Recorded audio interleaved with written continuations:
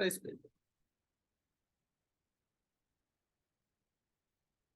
देखो यार, ये हमारे पास इनफाइनाइट लैडर है भाई, और इसके बीच है ना हम लोगों को वही 6 वोल्ट के अक्रॉस का कुछ करंट वरेंट ये सब होगा निकालना। इनफाइनाइट लैडर है, याद कीजिए। इनफाइनाइट लैडर कैपेसिटर क्या कर रहे थे सर? जो रिपीटेशन बार बार हो ना सर, तो एक रिपीटेशन छोड़ के बाकी सब के लिए हम लोग एक वैल्यू मान लेते हैं, लेट आर इक्विवेलेंट एक्स। मतलब पहला रिपीटेशन छोड़ दीजिए, बाकी वहां से लेके इन्फिनिटी तक जितना रिपीटेशन है सबके लिए इक्विवेलेंट एक्स मान लेंगे। अगर ये इनफाइनाइट लैडर का अरेंजमेंट है तो एक्स तक का, इन्फिनिटी तक का रिपीटेशन से भी मेरा जो इक्विवेलेंट आएगा वो एक्स ही होगा। मेरे बोलने का मतलब क्या है, ये है। मतलब आप इस सर्किट को ऐसे भी बना सकते हैं।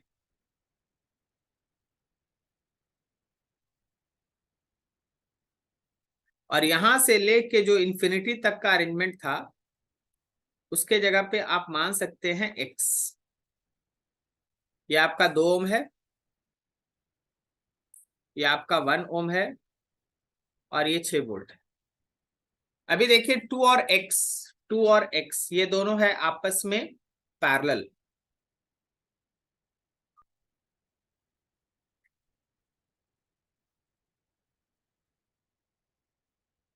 2 और एक्स का पैरेलल क्या हो गया? 2 और एक्स का पैरेलल हम लिखना चाह रहे हैं, क्या ये होगा 2x/2 + x, और उसके साथ ये 1 ओम हो गया सीरीज में, ये 6 वोल्ट का बैटरी। अब अगर हम यहाँ पे इक्विवेलेंट लिखें, आर इक्विवेलेंट, तो 1 ओम और ये 2x/2 + x ये सीरीज में। इसको सॉल्व करें अगर हम लोग, तो 2 + x + 2x divided by 2 + x, और आपके इस आर इक्विवेलेंट का वैल्यू हो गया 2 + 3x डिवाइडेड बाई 2 + x। जैसा कि हम लोग पहले से सीख के रखे हैं, इनफाइनाइट लैडर वाले सर्किट में जो फाइनल इक्विवेलेंट आएगा वो उतना ही होगा जितना कि एक को छोड़ के हम लोग शुरू में माने थे। तो जैसे हम लोग शुरू में हम लोग आर इक्विवेलेंट को एक्स माने थे, आर इक्विवेलेंट को एक्स माने थे। सो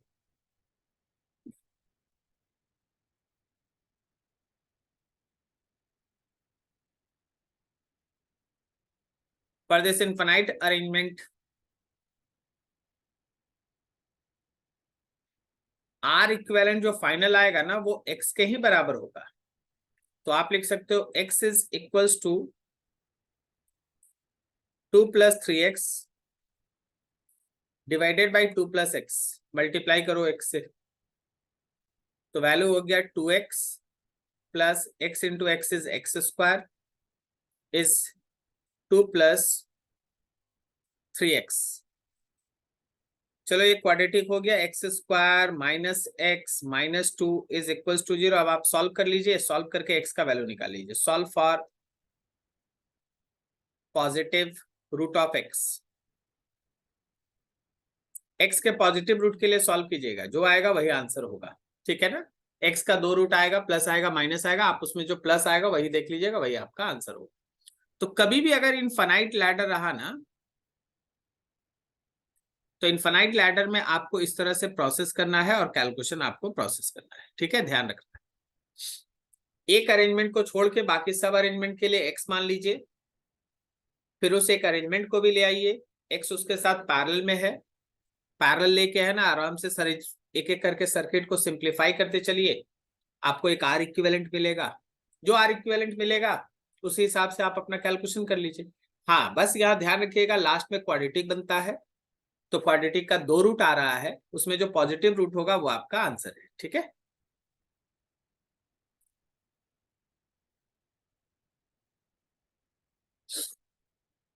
लिखा है voltmeter of resistance 400 ohm is used to measure the potential difference across the 100 ohm register.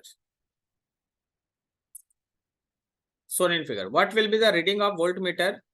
What was the potential difference across 100 ohm before the voltmeter are connected? अच्छा, देखिए circuit को है ना, आप दो तरह से मानिए. इस सर्किट को आप पहले तो ये सोचिए कि अगर मेरे पास आइडियल वोल्टमीटर होता तो क्या होता है, और अभी जो वोल्टमीटर दिया है उससे हम क्या लेंगे. अभी जो दिया है पहले उससे बात कर लेते हैं. क्या यहाँ पे आप मान सकते हो you have a 400 ohm resistor. तो अब तुम सोचो ऐसे कि ऊपर से जो करंट आ रहा है आई, उस आई का एक हिस्सा चला गया I1 100 ओम से, और जो बच गया current that is I minus I1 वो गया 400 ओम से. फिर ये दोनों यहाँ पे आके मिला और फिर दोनों मिलके करंट I हो गया जो 200 ओम से पार होता हुआ सर्किट में घूम रहा है. ठीक है, आपके पास दो वेरिएबल है, दो लूप लगाइए. दो वेरिएबल है, दो लूप लगाइए. लूप रूल लगाना है.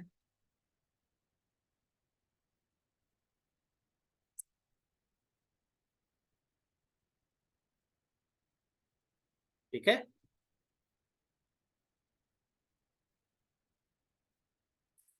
लूप रूल के लिए पॉइंट्स का नाम लिख रहे हैं.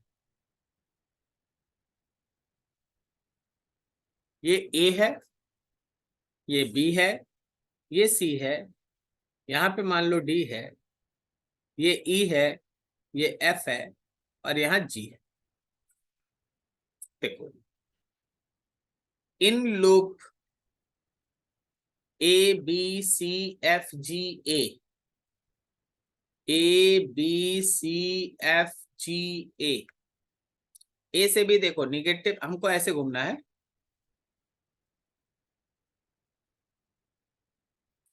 -84.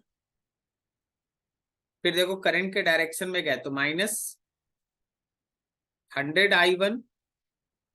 फिर करंट के डायरेक्शन में गया, लेकिन इस बार है -I है 200, and that will be equals to 0. तो आपके पास हो गया 100I1 plus 200I is equals to 84. ये इक्वेशन 1 है. अब आप एक और लूप लीजिए, ये नीचे वाला लूप, इसका बात कर रहे हैं.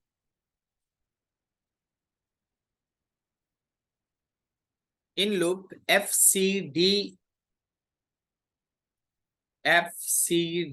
E F.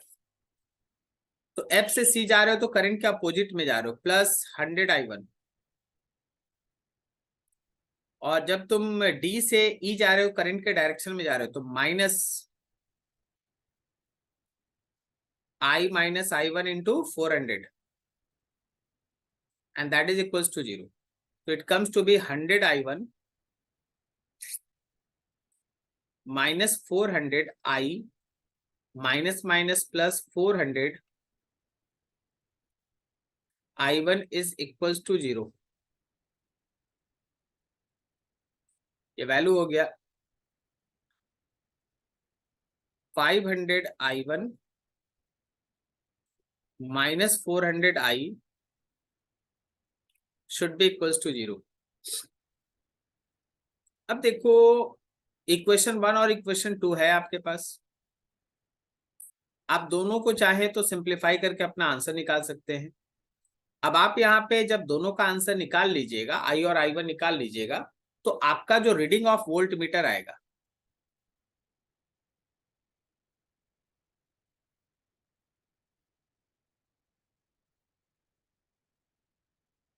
वोल्ट मीटर कितना रीड कर रहा है. तो चलो ऊपर देखो सर्किट को. देखिए वोल्ट मीटर हमेशा दो पॉइंट्स के बीच का पोटेंशियल डिफरेंस मेजर करता है. सी से लेके एफ तक के बीच का पोटेंशियल डिफरेंस, सी से लेके एफ तक के बीच का पोटेंशियल डिफरेंस, क्या वो 100I1 है? बिल्कुल है. तो आप सी से लेके एफ तक के बीच का पोटेंशियल डिफरेंस या तो 100I1 लिख लो, आंसर आ जाएगा. नहीं तो तुम डी से ई तक का भी लिख सकते हो वोल्ट मीटर. उस समय तुमको करंट पे लेना पड़ेगा I माइनस I1 और रेजिस्टेंस में 400 ओम. दोनों आंसर एक ही आएगा. CF या DE दोनों पोटेंशियल डिफरेंस एक ही है। सर्किट में देखिए ध्यान से, तो पोटेंशियल डिफरेंस को ही हमारा वोल्टमीटर रीड करता है। तो C और F के बीच का पोटेंशियल डिफरेंस है 100I1। After solving equation 1 and 2, 1 और 2 को सॉल्व करने के बाद आपको I और I1 दोनों मिल जाएगा। तो वोल्टमीटर का रीडिंग होगा 100 टाइम्स ऑफ I1, या फिर वोल्टमीटर का रीडिंग होगा I minus I1 into 400 time. दोनों निकालिए, दोनों का आंसर सेम। अच्छा, जब ये क्वेश्चन कहता है कि भाई वोल्टमीटर नहीं लीजिए, बोला है ना क्वेश्चन का बी पार्ट में, बोला है कि भाई वोल्टमीटर कनेक्शन नहीं था तब पोटेंशियल डिफरेंस कितना था ये बताओ। तो ये पूछने का मतलब जानते हो क्या है? What was the potential difference across 100 ohm before the voltmeter are connected. जब आप वोल्टमीटर कनेक्ट नहीं किए हैं तो इसका मतलब है कि सर्किट में केवल 100 और 200 दो ही रजिस्टर मौजूद है। 100 ओम या 200 ओम, तो 300 ओम रजिस्टर का आर इक्विवेलेंट है। वोल्टेज दिया है, करंट निकाल लीजिए, सीधा IR लगा दीजिए, आपको 100 ओम के अक्रॉस का वोल्टेज में, मतलब उस समय वोल्टमीटर भूल जाइए ना, हटा दीजिए यहां से खोल के। 84 से करंट निकलेगा, 84 वोल्ट से नीचे पहले 100 को पार करेगा, फिर 200 को पार करेगा, यही चीज होगा। ठीक है, जस्ट अ मिनट।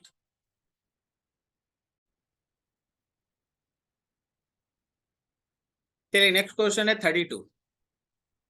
लिखा है the potentiometer wire AB in figure 40 centimetre long, where should the free end of galvanometer free end of the galvanometer be connected on AB so that the galvanometer shows zero deflection।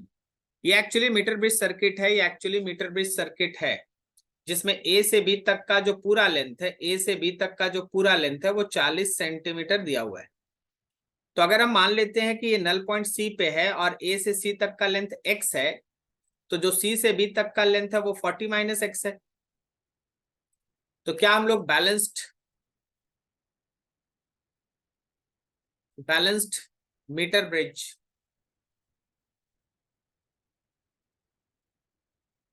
हम लोग ऐसा पढ़े थे, resistance 1 by resistance 2 is equal to balancing length LAC by balancing length LCB।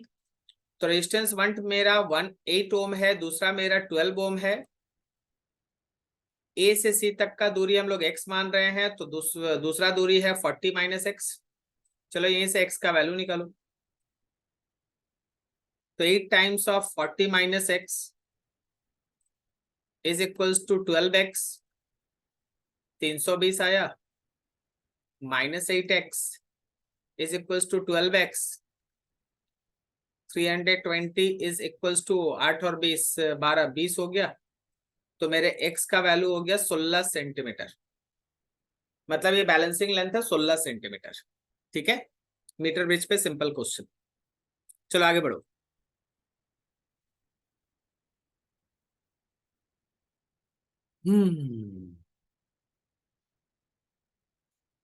लिखा है अ 6 volt battery of negligible internal resistance is connected across a uniform wire AB of length 100 centimeter। The positive terminal of another battery of EMF 4 volt and internal resistance 1 ohm is joined to the point A as shown in figure। Take the potential at B to be 0। Take the potential at B to be 0।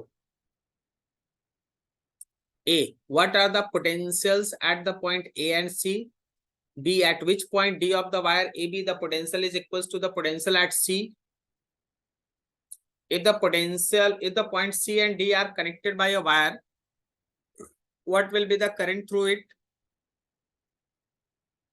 D है, if the 4 volt battery is replaced by 7.5 volt battery, what should be the answer of part A and B?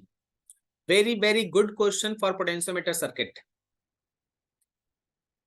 Circuit पे आ जाओ, circuit को देखो, circuit को समझने का कोशिश करो। देखिए यहां अगर 6 वोल्ट है ना, तो A पॉइंट का पोटेंशियल, A पॉइंट का पोटेंशियल 6 वोल्ट होगा और B पॉइंट का पोटेंशियल, बिकॉज कोई इंटरनल रेजिस्टेंस हमारे सेल में है नहीं, सेल का इंटरनल रेजिस्टेंस 0 है, तो बी पॉइंट का पोटेंशियल 0 वोल्ट होगा। तो अगर ए और बी का कोई पोटेंशियल तुमसे पूछ रहा है तो 0 वोल्ट और 6 वोल्ट ऐसा आंसर है। अब अभी आप सी को ऊपर कनेक्ट नहीं करेंगे, अब आप ए से नीचे चलिए, ए से सी तक जाइए।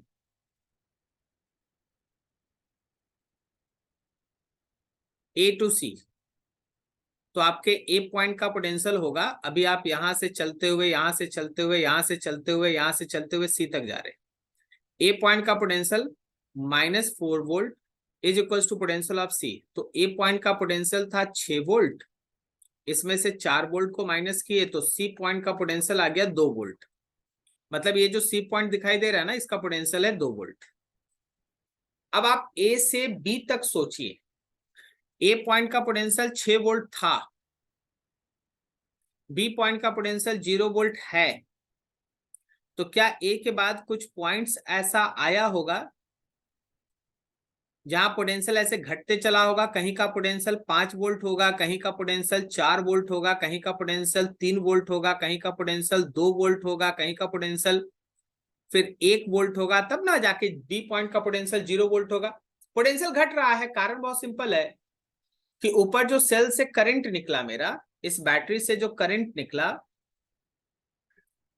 वो करंट ऐसे फ्लो करता हुआ ए से होते हुए बी की तरफ गया और वापस से जाके सेल में इंटर कर गया। तो करंट तो हमेशा हायर से लोअर पोटेंशियल फ्लो करता है। ए पॉइंट का पोटेंशियल 6 वोल्ट, बी पॉइंट का पोटेंशियल 0 वोल्ट। अब ए से जब करंट चल के बी की तरफ जाएगा तो पोटेंशियल लगातार घटेगा, पोटेंशियल लगातार घटेगा। तो 6 वोल्ट से 5 volt, 4 volt, 3 volt, 2 volt, 1 volt, 0 volt. आपसे क्वेश्चन में ये पूछा कि एक ऐसा पॉइंट डी निकालिए जिसका वही पोटेंशियल है जो सी पॉइंट का पोटेंशियल है। तो भाई सी पॉइंट का पोटेंशियल तो 2 वोल्ट हम लोग निकाल चुके, मतलब डी भी आपको एक ऐसा पॉइंट चुनना होगा जिसका पोटेंशियल 2 वोल्ट होगा। अब ध्यान से, ए का पोटेंशियल 6 वोल्ट, डी का पोटेंशियल 2 वोल्ट आपको चाहिए। यूनिटरी मेथड का यूज करो। देखो, ए से बी तक सोचो, ए से बी तक टोटल पोटेंशियल का जो डिफरेंस है वो 6 वोल्ट है, और इसके लिए जो डिस्टेंस है ए से बी तक वो 100 सेंटीमीटर है। अब ए से डी तक सोचो, ए से डी तक क्या ये पोटेंशियल का डिफरेंस 4 वोल्ट होगा? तो आखिर ये लेंथ ए से डी तक कितना होगा? Just use unitary method. 100 centimetre by 6 volt multiply 4 volt, कितना आ गया भाई? 66.6 सेंटीमीटर। मतलब ए से लेके डी तक 66.6 सेंटीमीटर का लेंथ होगा, तो डी पॉइंट का पोटेंशियल उतना ही होगा जितना कि सी पॉइंट का पोटेंशियल होगा। अब आप सोचिए कि आपको नल पॉइंट करके क्या बताया जाता है। आपको इलेक्ट्रिकल सर्किट में बार बार बोला गया कि देखो, पोटेंशियोमीटर सर्किट पे कोई एक पॉइंट मिलता है जहां पे अगर आप टच करते हो तो रीडिंग ऑफ गैल्वेनोमीटर 0 हो जाता है। मान लो कि यहाँ पे गैल्वेनोमीटर लगा है, सपोज कर लो कि यहाँ एक गैल्वेनोमीटर लगा है। अगर हम सी पॉइंट को डी पॉइंट से टच करेंगे, डी पॉइंट का पोटेंशियल 2 वोल्ट है, अगर हम सी पॉइंट को डी पॉइंट से टच करेंगे तो दोनों का पोटेंशियल अगर 2-2 वोल्ट है, तो क्या मेरे गैल्वेनोमीटर से कोई करंट फ्लो करेगा? नहीं करेगा, नहीं करेगा। क्यों? क्योंकि दोनों पॉइंट का पोटेंशियल तो सेम है।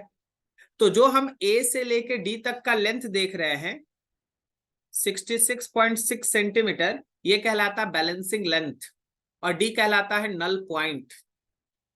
तो जो हम लोग थ्योरी में पढ़ते हैं ना कि नल पॉइंट क्या होता है, नल पॉइंट एक्चुअली वायर के ऊपर, पोटेंशियोमीटर वायर या मीटर वायर, जिसके ऊपर भी बात करोगे, एक ऐसा पॉइंट होता है जहां का पोटेंशियल गैल्वेनोमीटर के फ्री एंड का जो पोटेंशियल होता है उसके बराबर होता है। तो अगर हम दोनों को टच कर देंगे तो वहां पे किसी भी तरह का करंट फ्लो नहीं करता। तो जब आप सी और डी को टच कीजिएगा, there is no current in circuit. बहुत अच्छा क्वेश्चन। अब आप क्वेश्चन में एक और चीज सीखे, बहुत इंपॉर्टेंट। क्वेश्चन में आगे बोला गया कि 4 वोल्ट बैटरी को हटा के 7.5 वोल्ट बैटरी आप यूज करेंगे, तो फिर आंसर क्या होगा? अच्छा, अगर इस 4 वोल्ट के जगह पर 7.5 वोल्ट का बैटरी लेते, तो क्या यहां जो आप 4 वोल्ट को माइनस कर रहे थे वहां 7.5 वोल्ट माइनस करते? जब आप 7.5 वोल्ट माइनस करते तो देखो क्या होता है। इफ 4 वोल्ट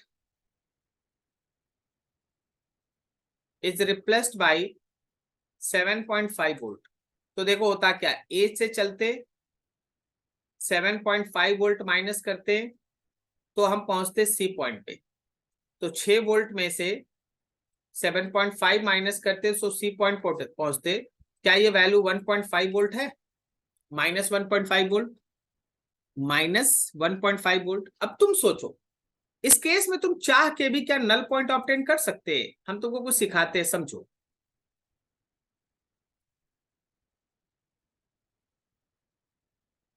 ये है आपका वो पोटेंशियोमीटर वायर, ये पॉइंट ए है, ये पॉइंट बी है, इसका पोटेंशियल 6 वोल्ट है और घटते घटते इसका पोटेंशियल 0 वोल्ट है। अब अगर आप इसके नीचे एक बैटरी लगा दिए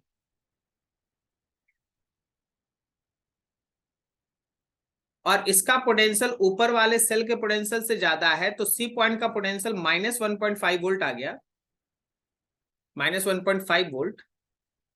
तो माइनस पोटेंशियल में आ जाने से, माइनस सी पॉइंट का पोटेंशियल ऐसा आ जाने से, क्या आपको ए बी पे कोई भी ऐसा पॉइंट मिलेगा जिसका पोटेंशियल माइनस 1.5 होगा? नहीं होगा ना। अरे भाई 6 से 5 होगा, 5 से 4 होगा, 4 के बाद कहीं 3 होगा, 3 के बाद कहीं 2 होगा, 2 के बाद 1 होगा और 1 के बाद 0 हो जाएगा। तो आपको कोई पॉइंट ऐसा मिलेगा ही नहीं जहां का पोटेंशियल माइनस हो।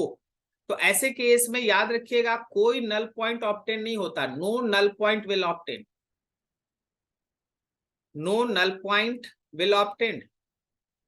इस केस में आपको कोई नल पॉइंट नहीं मिलेगा, no null point will obtain. ऐसे केस में आपको कोई नल पॉइंट नहीं मिलेगा, ठीक है। तो जब कभी भी हमारे पोटेंशियोमीटर सर्किट में ऐसा कंडीशन बन जाए कि कोई नल पॉइंट नहीं मिल रहा है, तो उसका कंसेप्ट यही होता है कि नीचे वाले सेल का पोटेंशियल जो है वो ड्राइवर सेल के पोटेंशियल से ज्यादा है, और उस केस में नल पॉइंट ऑब्टेन्ड नहीं होता। वेरी वेरी गुड क्वेश्चन, ध्यान रखना। तो ये चीज तुम्हारे सामने है, इसको जरा एक बार पूरा देख लो। ये बहुत अच्छा क्वेश्चन है, कंसेप्ट बनाता है कि पोटेंशियोमीटर सर्किट में नल पॉइंट क्या होता है, कैसे सारा चीज चलता है, किस तरह से नल पॉइंट ऑब्टेन करते हैं, बैलेंसिंग लेंथ किसको कहते हैं। जैसे यहाँ का बैलेंसिंग लेंथ 66 होगा, क्योंकि 66 सेंटीमीटर पे जब तुम पहुंचोगे, ये मेरा वायर है, यहां से जब तुम है ना 66 सेंटीमीटर पे पहुंचोगे तो तुमको एक ऐसा पॉइंट मिलेगा जिसका पोटेंशियल उसके साथ प्रीवियस केस में जब ये 7.5 नहीं था, 4 वोल्ट था, तो बराबर था। तो इसको बैलेंसिंग लेंथ कहते हैं, ठीक है। चलिए एक और इसी सीरीज का एक और क्वेश्चन है। ये क्वेश्चन लिखा है, consider the potentiometer circuit arranged as shown in figure. The potentiometer wire is 600 centimetre long, इस बार 600 सेंटीमीटर लॉन्ग है। At what distance from the point A से कितने दूरी पर should the jockey touches the wire, should the jockey touches the wire to get zero deflection. The बात वही है, फिर से बात वही है फिर से कि भाई बैलेंसिंग पॉइंट लाइए। तो हम तो तुमसे बस एक ही चीज बोलेंगे कि ऊपर से एक सर्किट में करंट बहा, अगर मान लेते हैं कि इसको हम सी पॉइंट से टच किए, कहां से? सी से, और उस समय ये नल पॉइंट है। नल पॉइंट कहने का मतलब गैल्वेनोमीटर से फ्लो करने वाले करंट का वैल्यू 0 है। तो at balance condition let C is null point. अगर सी मेरा नल पॉइंट है तो एक बात तय रखना कि जो करंट होगा और रेजिस्टेंस ऑफ पोर्शन एसी होगा, वो मेरा नीचे वाला जो सेल है उसके ईएमएफ E/2 के बराबर होगा। This is equation 1। अब करंट कितना होगा? करंट के लिए आप ऊपर में लगा दे लूप रूल, क्योंकि सारा का सारा करंट तो इस सर्किट से ऐसे घूम रहा होगा बैलेंसिंग कंडीशन में, ठीक है।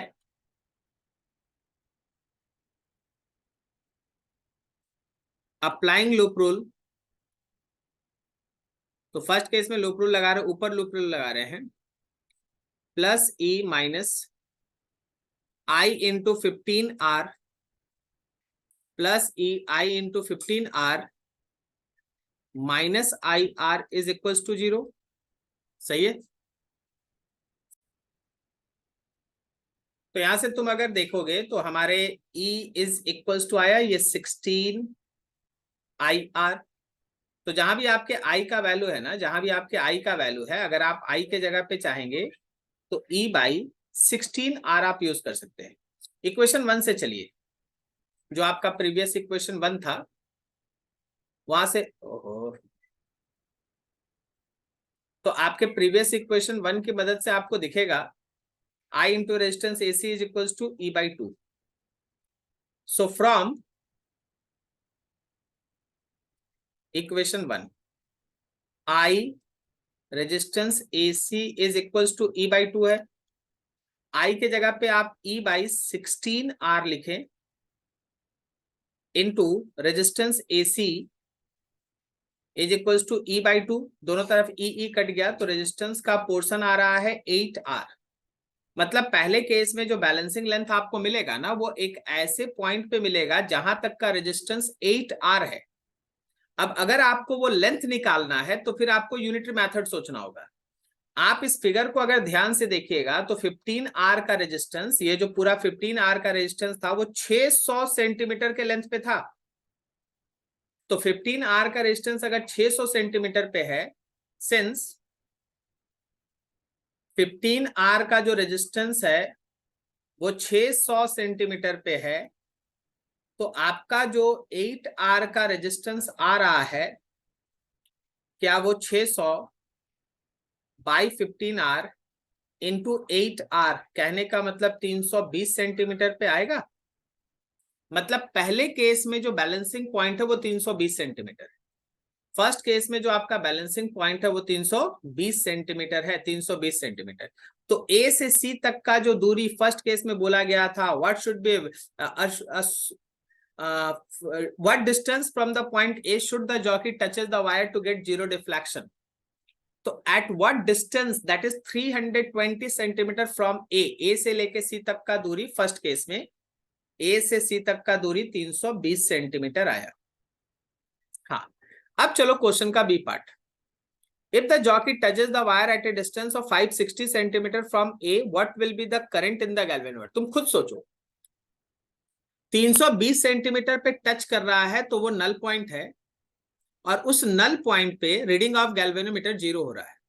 लेकिन 320 सेंटीमीटर का पॉइंट छोड़ के चाहे 319 सेंटीमीटर पे टच करे, 300 पे टच करे, या 500 पे टच करे, या 550 पे टच करे, कहीं भी टच करेगा तो गैल्वेनोमीटर का रीडिंग 0 तो नहीं आएगा, क्योंकि नल पॉइंट तो एक ही होता है, 320 है। जैसे यहाँ 320 सेंटीमीटर है, नल पॉइंट है, तो 320 छोड़ के आप कहीं भी टच कीजिएगा ना, तो there is some reading of galvanometer because current is not 0।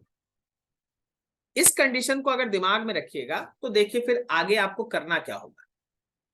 560 centimetre wire के लेंथ पे आपको रेजिस्टेंस निकाल लेना चाहिए। जरा गौर करना, बी पार्ट देखो, 600 सेंटीमीटर 15R रेजिस्टेंस को दिखाता है, तो 560 सेंटीमीटर 15R/600 गुने 560, कहने का मतलब है कि ये 14R को दिखाएगा। तो अब आपका वो जो इलेक्ट्रिकल सर्किट है वो कुछ इस तरीके से डिवाइड हो रहा है। आपका जो इलेक्ट्रिकल सर्किट है वो कुछ इस तरीके से डिवाइड हो रहा है। देखो जरा, नया इलेक्ट्रिकल सर्किट बना रहे हैं।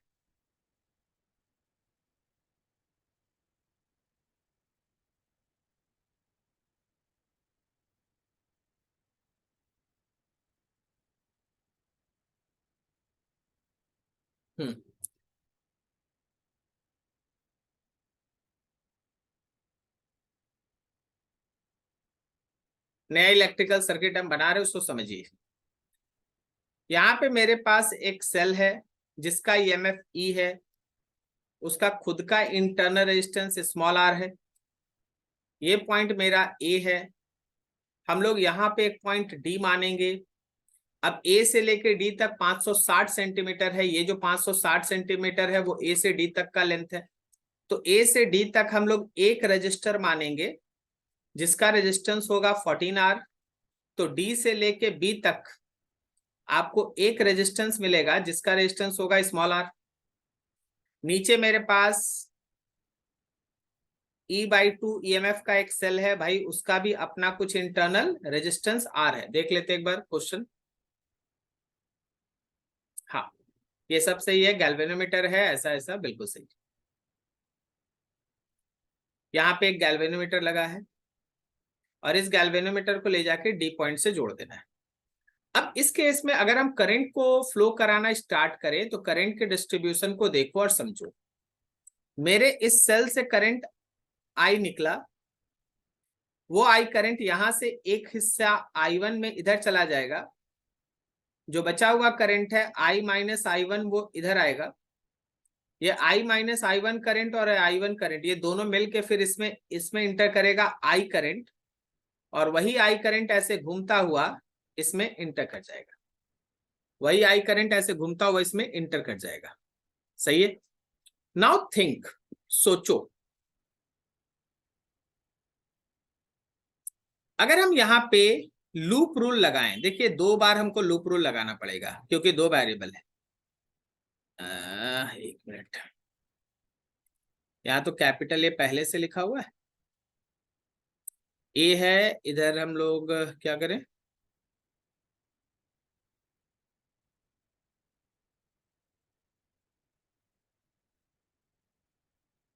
ए है, यहाँ हम लोग स्मॉल बी लिख लेते हैं, ये इसको हम लोग स्मॉल सी लिख देते हैं। चलिए ठीक है। In loop